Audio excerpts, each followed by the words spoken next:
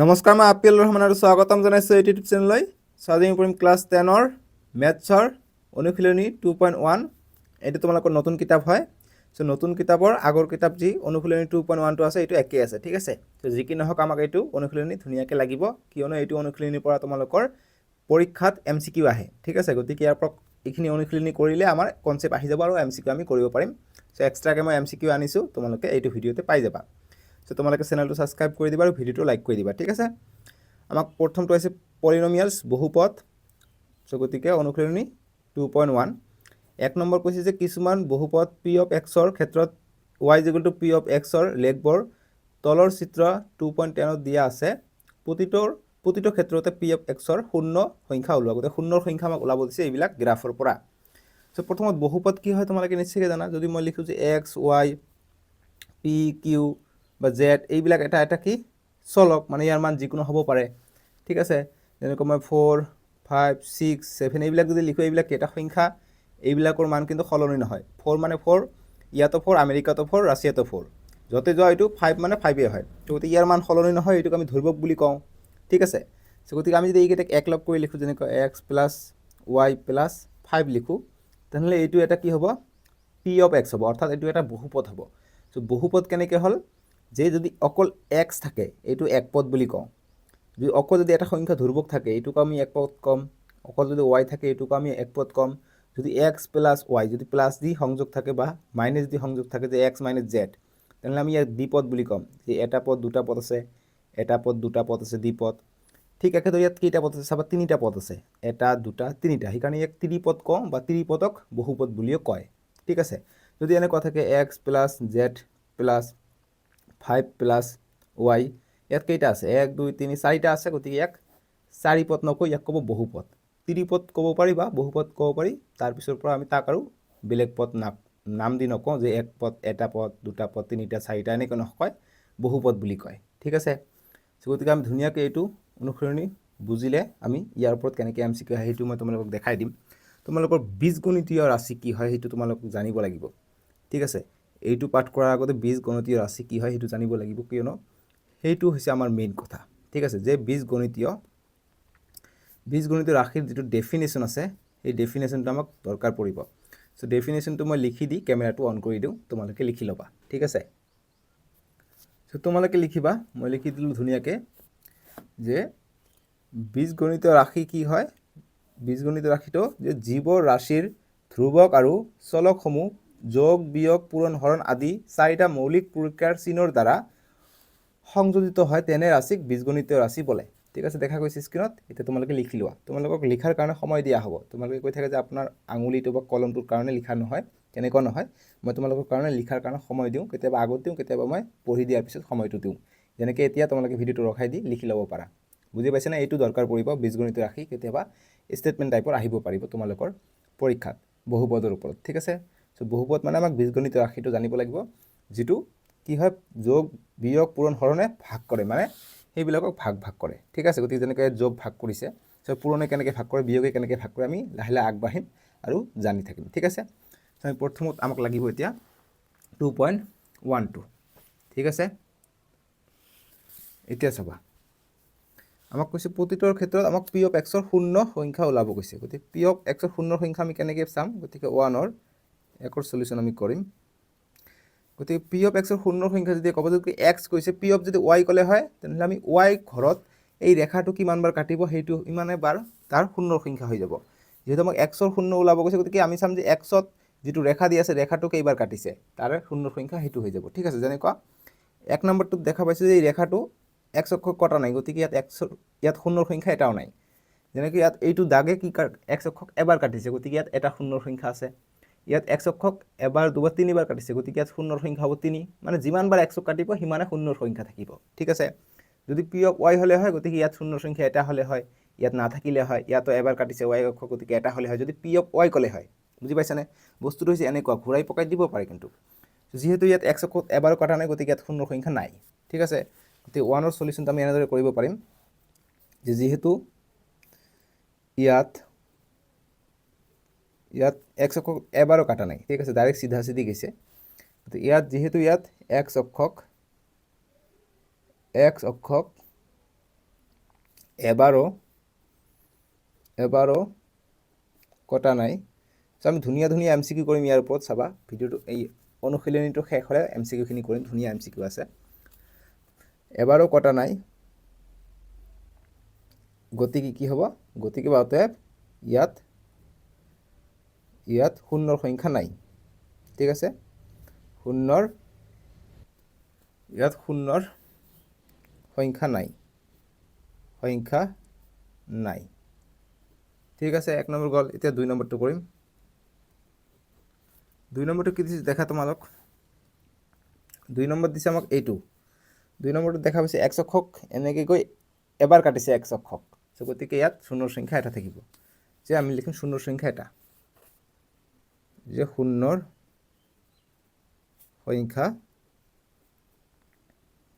Is equal to 1। ঠিক আছে, এতিয়া 3 নম্বৰটো কৰিম। 3 নম্বৰটো কেইবাৰ কাটিছে চোৱা। 3 নম্বৰটো x অক্ষক এবাৰ, দুবাৰ, তিনিবাৰ কাটিছে, গতিকে শূন্যৰ সংখ্যা 3। ঠিক আছে, এনেকৈ মানে বস্তুবিলাক কৰিব লাগিব। লিখিবা শূন্যৰ সংখ্যা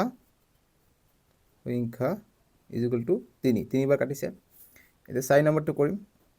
4 নম্বৰ কেইবাৰ কাটিছে দেখা।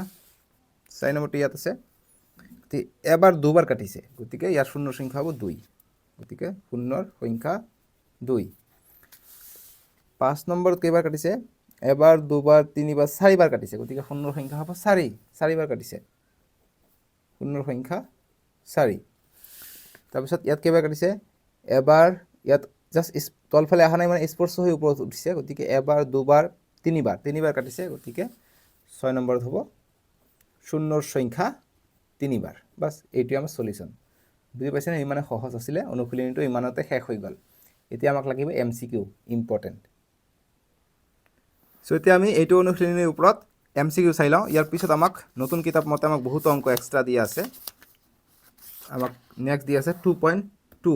ঠিক আছে, 2.2ত আমাক আগত 6টা অংক আছিলে, এতিয়া আকৌ 10টা অংক দিছে, গতিকে বহুতো অংক দিছে। তাৰপিছত MCQ দিছে। চ' স্ক্ৰীনত উঠিব, নহ'লে ডেছক্ৰিপশ্যনত দিয়া আছে নেক্সট ভিডিঅ'টো, যিটো 2.2 অনুশীলনী আছে। কিন্তু তাৰ আগতে আমি এইটো অনুশীলনীৰ ওপৰত কেইটামান MCQ চাই লওঁ, তাৰপিছত নেক্সট ভিডিঅ'টো স্ক্ৰীনত উঠিব। আৰু যদি নেক্সট ভিডিঅ' লাগে 2.2, তোমালোকে ডেছক্ৰিপশ্যনত যাব, নহ'লে তোমালোকৰ ক্লাছ 10ৰ প্লেলিষ্ট বনাই দিয়া আছে, প্লেলিষ্টত গৈ চাব পাৰিবা। ঠিক আছে, তোমালোকে মোৰ চেনেলত ক্লিক কৰিবা, AR আপিল ৰহমানত ক্লিক কৰিবা, যিটো লগো দিয়া আছে AR, তাতে ক্লিক কৰিবা, প্লেলিষ্ট পাবা, প্লেলিষ্টত গৈ চাব পাৰিবা যে ক্লাছ 10 মেথছ আছাম বুলি লিখা আছে। ধুনীয়াকৈ তাতে 1/1 সলিউশ্যন পাই যাবা। ঠিক আছে, চ' যি কি নহওক আমি এইটো অনুশীলনী এতিয়া MCQখিনি চাই লওঁ। চ' এতিয়া আমি চাম MCQ, class 10 maths exercise 2.1 MCQ, important. যেনেকৈ 1 নম্বৰ, যে এটা বহুপদ ৰাশিৰ লেখটোৱে x অক্ষক 3টা বিন্দুত কাটিছে, কিন্তু y অক্ষক এবাৰো কটা নাই, তেন্তে P of x ৰ শূন্যৰ সংখ্যা হ'ব। আমাক কৈছে এনেকুৱা অক্ষ আছে, গতিকে এইটো হৈছে y ডেছ x ডেছ O x। চ' কৈছে x অক্ষক 3বাৰ কাটিছে, গতিকে x অক্ষক যদি 3বাৰ কাটে, এনেকৈ গৈছে, তাৰমানে এবাৰ, দুবাৰ, 3বাৰ কাটিছে, y অক্ষক এবাৰো কাটা নাই। চ' গতিকে ইয়াত শূন্যৰ সংখ্যা কেইটা হ'ব? চ' শূন্যৰ সংখ্যা নিশ্চয়কৈ 1, 2, 3বাৰ কাটিছে, গতিকে 3টা হ'ব, গতিকে শূন্যৰ সংখ্যা হ'ব 3। বাছ, আকৌ পঢ়িব নালাগে অপশ্যন, যে 1, 3, 4 এবাৰো নাকাটে, গতিকে 3 হ'ব এনচাৰটো। ঠিক আছে, বুজি পালা? এতিয়া নেক্সট MCQ দিছে, এনেকুৱা ধৰণৰ MCQ থাকিব। নেক্সট MCQ দিছে, পৰীক্ষাত এইবিলাক MCQ খুবেই ইম্পৰ্টেণ্ট, এইবিলাকৰ পৰা কনচেপ্ট লৈ বনাই দিব, কিন্তু মনত ৰাখিবা। কৈছে যে এটা বহুপদ ৰাশিৰ লেখটোৱে y অক্ষক এবাৰ আৰু x অক্ষক দুবাৰ কাটে, গতিকে এটা বহুপদ ৰাশিৰ লেখটোৱে y অক্ষক, গতিকে লগালগ তোমালোকে ইয়াত আঁকিবা যে y অক্ষক কেইবাৰ কাটিছে? এবাৰ কাটিছে, গতিকে y অক্ষক এবাৰ কাটিছে। ঠিক আছে, কাটিছে। আৰু x অক্ষক দুবাৰ, গতিকে x অক্ষক যদি দুবাৰ কাটে, এনেকৈ যাব পাৰে, x অক্ষক দুবাৰ কাটিছে আৰু y অক্ষক এবাৰ কাটিছে, তেন্তে বহুপদৰ শূন্যৰ সংখ্যা হ'ব। গতিকে আমি x অক্ষই চাব লাগিব। গতিকে x অক্ষক কেইটা আছে? 1, 2। ঠিক আছে, গতিকে বহুপদৰ শূন্যৰ সংখ্যা হ'ব, তাৰমানে P of x বুজাইছে, P of y কোৱা নাই কিন্তু। ঠিক আছে, চ' P of x অৰ্থাৎ xত কেইবাৰ কাটিছে আমি চাব লাগিব। চ' এবাৰ, দুবাৰ কাটিছে, গতিকে 2টা হ'ব শূন্যৰ সংখ্যা, কমেও 2টা, কমেও এটা, খুব বেছি 2টা, খুব বেছি এটা। চ' কোনটো হ'ব? কাৰণ আমি যদি চাওঁ, খুব বেছি 2টা হ'ব, তাতকৈ বেছি নহ'ব, কমেও 2টা নহ'ব, মানে 2টাতকৈ বেছি থাকিব পাৰিলে আমি কি কৰিলোঁ হয়, যে কমেও 2টা। চ' গতিকে 2টাতকৈ আৰু বেছি নাই, 2টাই থাকিব। চ' গতিকে খুব বেছি 2টা, গতিকে C হ'ব এনচাৰটো। ঠিক আছে, বুজি পালোঁ। এতিয়া নেক্সট 3 নম্বৰ MCQটো দিছে আমাক। ভিডিঅ'টো স্কিপ কৰি, পজ কৰি লিখি লোৱা। যিসকলে লিখি ল'ব বিচাৰিছা লিখা হৈছে এতিয়া চোৱা বুজাই দি আছোঁ 3 নম্বৰ যে যদি x বাস্তৱ সংখ্যা হয় তেন্তে x³ - 1 ত্ৰিঘাত বহুপদৰ লেখটোৱে গতিকে ত্ৰিঘাত মানে কি ইয়াৰ ঘাত 3 আছে 2 থাকিলে দ্বিঘাত বুলি কওঁ তো গতিকে ত্ৰিঘাত বহুপদৰ লেখটোৱে কি সূচাব x অক্ষক এটা বিন্দুত ছেদ কৰে x অক্ষক দুটা বিন্দুত ছেদ কৰে x অক্ষক তিনিটা বিন্দুত ছেদ কৰে আৰু d দিছে যে x অক্ষক ছেদ নকৰে সো আমি চাম যে x ৰ মান কেইটা ওলায় x ৰ মান যেটা ওলাব সিমান বাৰ ছেদ কৰিব x অক্ষক গতিকে আমাক ইয়াত কি দিছে 8x³ - 1 গতিকে এইটো যদি শূন্য হয় বাস্তৱ সংখ্যা হয় আৰু ত্ৰিঘাত বহুপদৰ লেখটোৱে গতিকে ত্ৰিঘাত বহুপদৰ লেখটো যদি বিন্দু ছেদ কৰিব লগা হয় তেনেহ'লে আমি এইটো যেটো আছে কেমেৰাত দেখা নাই 8³ - x যেটো আছে সেইটো আছে গতিকে ইকুৱেল টু শূন্য হ'ব লাগিব ঠিক আছে আমি কৰিছা হয় নহয় p of x তাৰমানে শূন্য হ'ব লাগিব তেতিয়াহ'লে আমি কি কৰিম x অক্ষত কাটিব সো p of x মানে এইটোৱে বুজাব যেটো দিয়া থাকে সো x³ আছে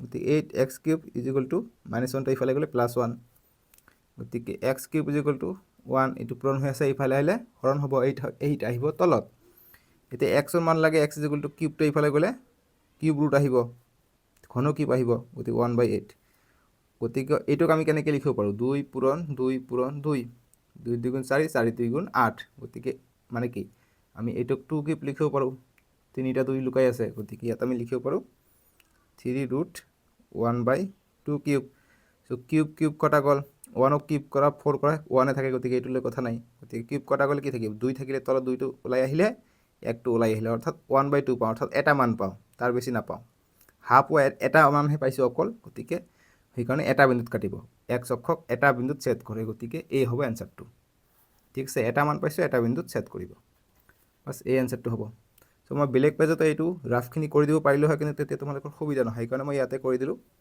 এনেকৈ বক্স বনাই থৈ দিলোঁ আৰু ঠিক আছে গতিকে এই হ'ব এনসাৰটো এনেদৰে এমচিকিউখিনি আমাক কৰিব লাগিব মনত ৰাখিবা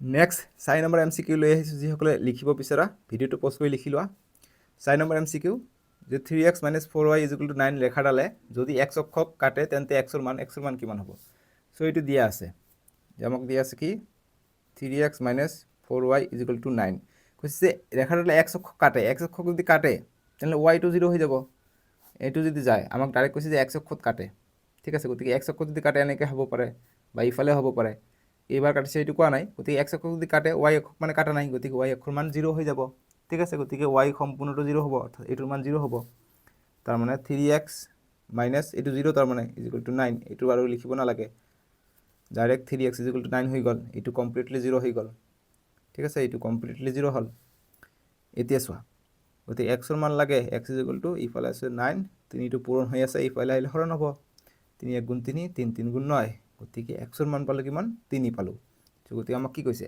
x ৰ মান কিমান কৈছে গতিকে x ৰ মান পালোঁ 3 গতিকে অপশ্যন কত আছে 3 a দিয়া আছে 3/2 b দিয়া আছে -3 c দিয়া আছে x = 5/7 d দিয়া আছে x = 3 গতিকে x = 3 ইয়াত আছে d হ'ব এনসাৰটো ঠিক আছে এনেকৈ কৰিব লাগিব এমচিকিউ বুজি পাইছা আজিলৈকে ইমানে আছিলে নেক্সট ভিডিঅ'ত তোমালোকৰ 2 পইণ্ট এক্সাৰসাইজ যেটো 2.2 আছে নতুন কিতাপ পতে স্ক্ৰীনত উঠিব তাতে ক্লিক কৰি চাব পাৰিবা ঠিক আছে ইয়াত উঠিব স্ক্ৰীনত তাতে ক্লিক কৰি চাব পাৰিবা আজিলৈকে আহো দিয়ক বাই বাই টেক কেয়াৰ